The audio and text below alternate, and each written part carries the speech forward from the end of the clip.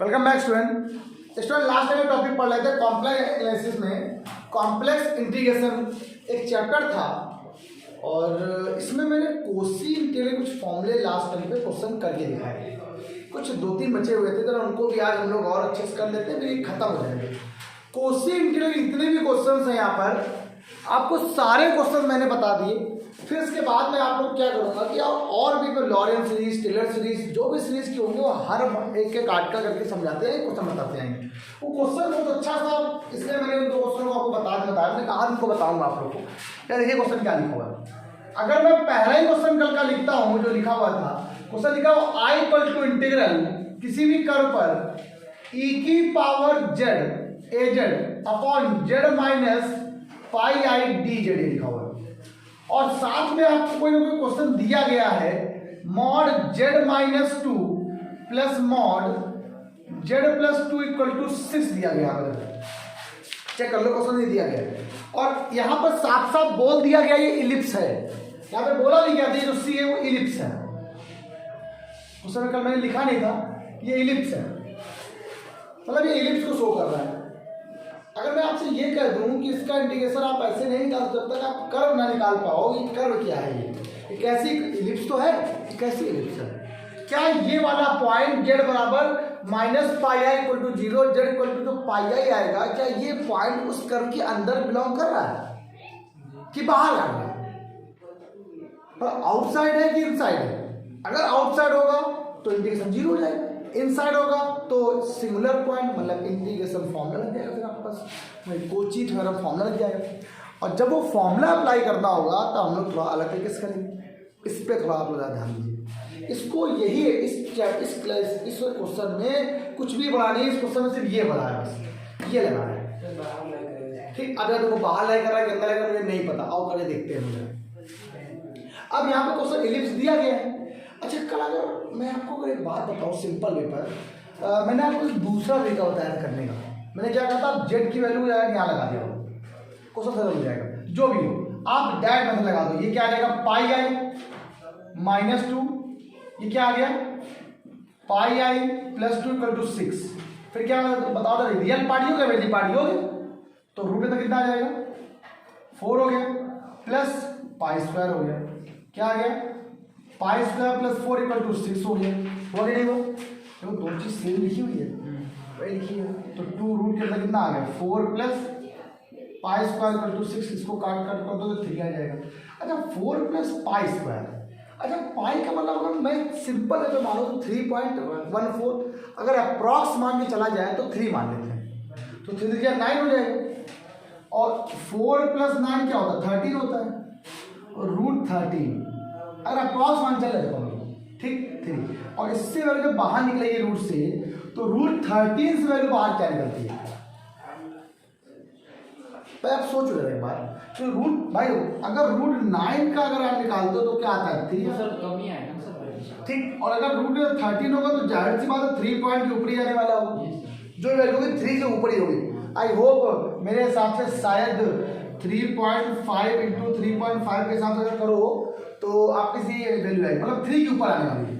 अगर मैं देखूं तो जो ये वाला पॉइंट है ये 3 से क्या है बड़ा है। इसका मतलब है देखो आपको करना नहीं पड़ा, जो मैंने आप अपनी बुक उठा के देखोगे तो सॉल्व किया गया है पूरे को। इलिप्स की इक्वेशन बनाई गई है। मैं क्यों बनाऊं भाई, क्वेश्चन थोड़ा बोला गया इलिप्स की इक्वेशन बनाओ, उसने दे दिया पहले इलिप्स।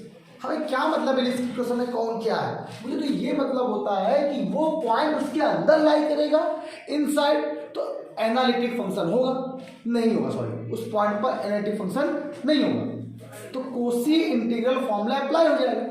और अगर मान लीजिए वो आउटसाइड लाई कर रहा है, आउटसाइड देखो लाई कर रहा है, तो इसका इंटीग्रेशन पूरे क्या हो जाएगा 0। क्यों, बाई कॉचीज थ्योरम।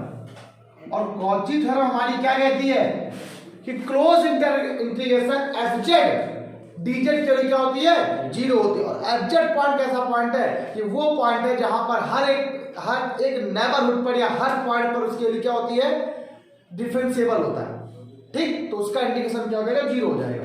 अब अगर मैं इसको सॉल्व करने बैठ जाऊंगा तो क्वेश्चन लंबा जरूर होगा, लेकिन आपको कोई मतलब नहीं, आपको तो सॉल्व करना था पूरा इंटीग्रेशन। एक क्वेश्चन और देखते हैं और अच्छा मजा आया करने में। एक क्वेश्चन ये दिया गया है, कल जो बताया था मेरे क्लास में, एक क्वेश्चन ये भी है, I equal to integral e की power 3z upon z plus I D Z, और आपको यहाँ पर कुछ कंडीशन दी गई है, z plus 1 plus I mod equal to 2 दिया गया है। चेक करो पहले इसको लोग पहले क्या करेंगे, चेक करेंगे कि जो भी आपको यहाँ पर कंडीशन सर्कल दिया गया है, इलिप्स कुछ भी दिया गया है, क्लोज कर है। अब वो क्लोज कर के अंदर ये पॉइंट लाई कर रहा है कि बाहर लाई कर रहा है, और चेक कर लेते हैं। जेड वन कितना आया, जेड प्लस आई बराबर 0, जेड वन कितना आ गया माइनस आई, लगा देना। तो minus I plus 1 plus I equal to 2 cancel हो गया, 1 हो गया, मतलब ये क्या 1 इज लेस देन 2, मतलब 2 बड़ा है। ये वाला पॉइंट इसके अंदर आएगा, कहाँ आएगा, इनसाइड द सर्कल। क्या लिखना पड़ेगा, Z equal to minus I lie inside the circle. अब ये सर्कल के इनसाइड लाई कर रहा है, देन अप्लाई कोचीज फॉर्मूला। तो हम लोग कोचीज फॉर्मूले को अप्लाई करेंगे, और इस क्वेश्चन में चेकआउट कर लो तो एफ जेड को आपने क्या लिख किया, e की पावर 3z, और फॉर्मूला होता है एफ ए बराबर 1/2 pi I F Z upon Z minus A D Z. तो अगर ओवरऑल यहाँ से वैल्यू निकाली जाए तो इसकी वैल्यू आपका क्या आ जाएगी, यह देखिएगा 2 पाई आई, ठीक 2 पाई आई, और एफ ए कितना होगा, एफ माइनस आई। क्लियर हो गया, बस सिंपल पेपर। 2 पाई आई निकाल लेते हैं। एफ जेड तो आप जो आपके पास था वो क्या था, e की पावर 3z, जेड की वैल्यू माइनस आई पुट कर दी, e की पावर का माइनस का 3i, e की पावर माइनस 3i, यही आपका आंसर हो गया। ये अब क्या हो गया, यही आपका आंसर हो गया है, और यही आपको आंसर आपको प्रूव भी करना, कुछ और करना नहीं है। चेकआउट कर लेते हैं एक बार क्वेश्चन को पूरे अच्छे से, ठीक। जेड प्लस आई, तो आपका जो आंसर आया 2 पाई आई की पावर माइनस का 3i हो गया।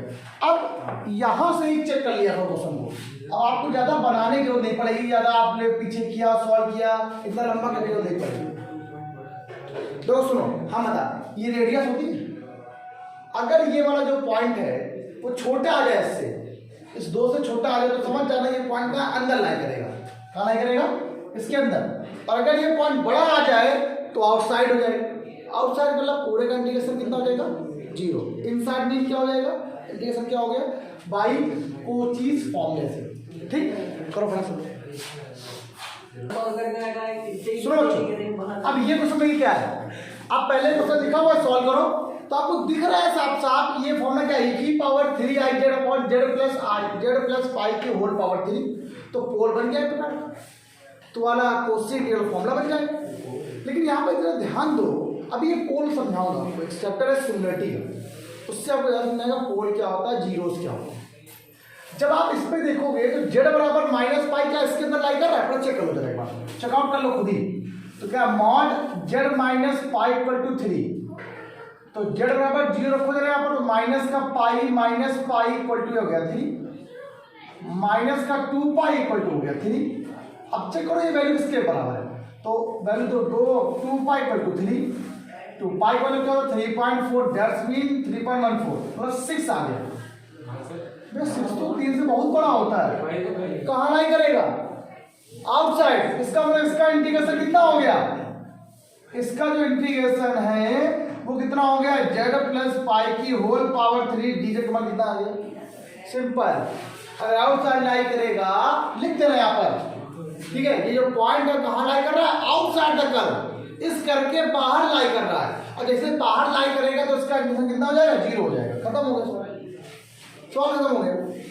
अच्छा, इसमें और ये जो सेकंड नंबर क्वेश्चन है ये भी बहुत यूनिक क्वेश्चन है, ठीक, इसको थोड़ा अच्छे बताते हैं।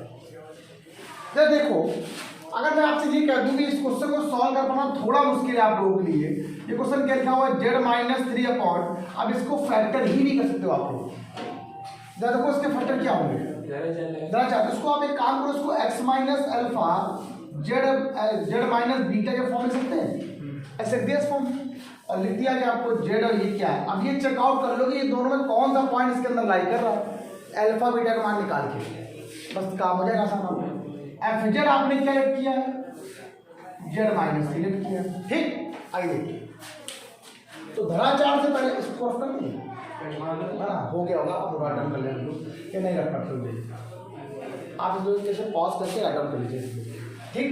क्वेश्चन लिखा हुआ बेटा आपका Z square plus 2z plus Z, ठीक। अब अगर यहाँ से जेड की रूट निकालिए तो माइनस का 2 प्लस माइनस रूट के अंदर बी स्क्वायर माइनस 4 इंटू ए इंटू सी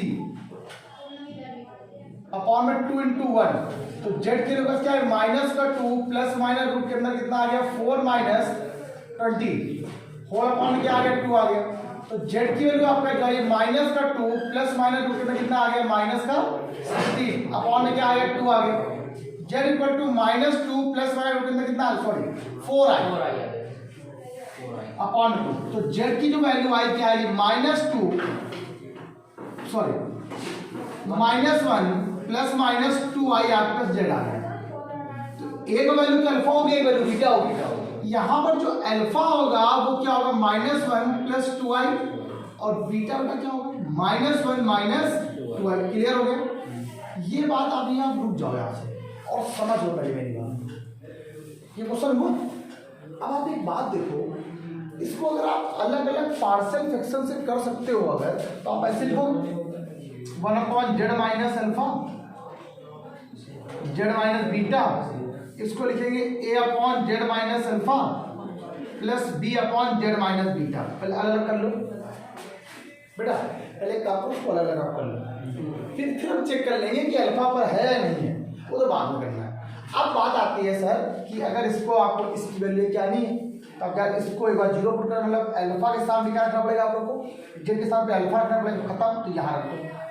ए का मान क्या आएगा 1/z माइनस बीटा, मतलब ये जो अल्फा आपने निकाला वो यहाँ रखो, और बीटा को पता ही ये, तो ये रखना पड़ेगा, क्या है -1 प्लस 2 अल्फा और माइनस का बीटा है, ये प्लस का 1 प्लस 2 आई हो जाएगा, तो ए का मान आपका कितना आ गया, तो ए का मान आ गया 1/4 आई, क्लियर हो गया। और अगर मान लो बी की वैल्यू निकालनी होगी यहाँ से, तो बी क्या आएगा, अब यहाँ पर बीटा रखना पड़ेगा आपको, तो यहाँ पर छुपा के यहाँ बीटा रख दो, तो इसका मतलब 1/, पहले बीटा में से घटा दो, तो -1 -2 आई प्लस 1 -2 आई, क्लियर हो गया। अब देखो यहाँ कुछ कैंसिल हो रहा है, तो आ गया माइनस का 1/4 आई आपका आंसर हो गया, ये बात क्लियर हो गई अच्छे से। तो ये आ गया, ये आ गया, ये होगी। अब इसका अलग इंटीग्रेशन, इसका अलग इंटीग्रेशन, तो इसका अलग इंटीग्रेशन जब होगा तो ए की वैल्यू जो आपका आई है कितनी आई है 1/4 आई, ठीक। और ये क्या हो जाएगा बेटा f/z माइनस अल्फा, अभी हम इसको ऐसे लिखेंगे,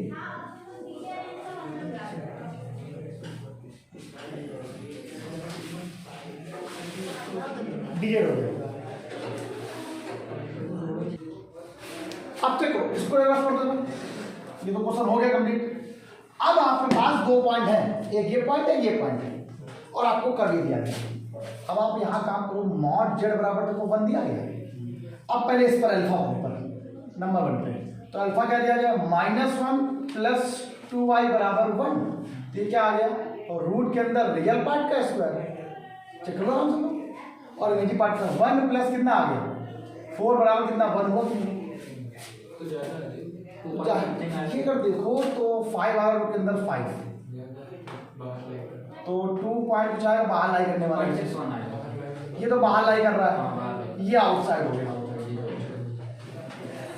ये कहाँ पे हो गया, ये तो भैया हो गया आपके पास आउटसाइड। क्वेश्चन में का गलत दिया मैंने, 3/2 है क्या, नहीं क्वेश्चन में जो कर्व दिया गया ना, कर्व दूसरा दिया गया, जो कर्व दिया गया बेटा वो z प्लस 1 माइनस आई दिया गया, ध्यान दीजिए। जो कर्व आपको दिया गया है वो कर्व एक ये भी दिया गया और एक और भी दिया गया, सॉरी एक और दिया, ये एक नंबर पहला नंबर है, दूसरा नंबर दूसरा दिया गया, दूसरा नंबर ये दिया गया, ध्यान दीजिए, मैंने क्वेश्चन लिखा नहीं, z plus 1 minus I equal to 2 दिया गया, ये अलग दिया, ये अलग दिया गया। तो देखो जब इस पे निकालो मॉड z बराबर 1 पर, चाहे इस पे निकालो चाहे सेकंड कंडीशन निकालो, दोनों कहाँ लाई करने वाले हैं, बाई स्क्वायर 100 कर लो, तो ये भी √5 ही आएगा 1 से बाहर, तो इसका जो इंटीग्रेशन होगा, इसका integration number 1 condition at z equal to 1 पर जो इसका इंटीग्रेशन होने वाला है बेटा, किसका, उस पूरे टर्म का, क्या है, z minus 3 upon z square plus 2z plus 5 का इंटीग्रेशन कितना है, 0 आ जाएगा। लेकिन कंडीशन अगर बदल दी जाए, अब इस कंडीशन की अगर बात की जाए z प्लस 1 माइनस आई के लिए, तो पहले देखो कौन सा पॉइंट लाई कर रहा है अंदर इनसाइड और कौन सा पॉइंट बाहर लाई कर रहा है। आइए देख लेते हैं। ठीक, तो ये क्या लिखा देखो आपको सेकंड नंबर कंडीशन पर, mod z plus 1 minus I equal to 2 लिखा हुआ है। तो अल्फा मान कितना दिया है देखो, z का मान माइनस का minus 1 plus 2i plus 1 minus I mod equal to 2। Check कर लो, 1 से 1 कैंसिल हो गया, 2i में से एक आई जाएगा, आई बचेगा, आई का स्क्वायर 1 होता है, 1 इक्वल लेस देन 2। तो मतलब 1 कहाँ लाई कर रहा है, इनसाइड, अंदर, इनसाइड, ये इनसाइड लाई कर रहा है। अब अगर बीटा का मान लगा दो ना यहाँ पर, क्या होगा देखो, माइनस 1 माइनस का 2i प्लस 1 माइनस का i इक्वल टू 2। तो ये तो कैंसिल हो गया, लेकिन ये 3 बचा, ठीक है, 3 आ जाएगा यहाँ पर, और 3 हमेशा 2 से बड़ी होती है, तो ये क्या आउटसाइड हो जाएगा। मतलब जो बीटा वाला है ना, ये बीटा वाला, ये आउटसाइड काम करने वाला है। इसका मतलब इसका इंडिकेशन क्या हो जाएगा, इस वाले का 0 और इस वाले का बचेगा। तो आप इसको ओवरऑल करो, जाओ इसको यहां से करो, तो सेकंड कंडीशन पर किस पर, at z plus 1 minus I equal to 2 पर इसका निकलेगा और इसका 0 हो जाएगा। जब इसका निकलेगा तो 1 अपॉन 4i देखो जरा, एफ अल्फा, ये तो आएगा, और इसका क्या है, 0 आ गया। 1 अपॉन 4i और एफ अल्फा का मान, एफ जेड कहाँ है, ये अल्फा मतलब क्या होगा, अल्फा माइनस बीटा, और अल्फा है कितना, ये देखो लिखा हुआ क्या है, -1 प्लस 2i और माइनस का टकल लगा 1 अपॉन 4i, ये माइनस का 4 प्लस 2i, दो कॉमन ले लो, दो कॉमन ले लिया, माइनस का 2 प्लस आई अपॉन कितना आ गया, ये 4 पाई आई कहाँ लगेगा, ये तो लिखा है 2 पाई कहाँ लगेगा, 2 पाई आई यहाँ लिखो, 2 पाई आई यहाँ लिखो, 2 पाई आई यहाँ लिखो। अब जो आएगा आई से तो आई कैंसिल हो गया, 2 आएगा तो 4 पाई अपॉन 4 माइनस 2 प्लस आई, 4 से 4 कैंसिल, आंसर हो गया पाई माइनस 2 प्लस आई। बहुत इंपॉर्टेंट क्वेश्चन है, बहुत बार आया है, एक बार क्वेश्चन नहीं इंपॉर्टेंट, इतना इंपॉर्टेंट है मतलब क्या होगा।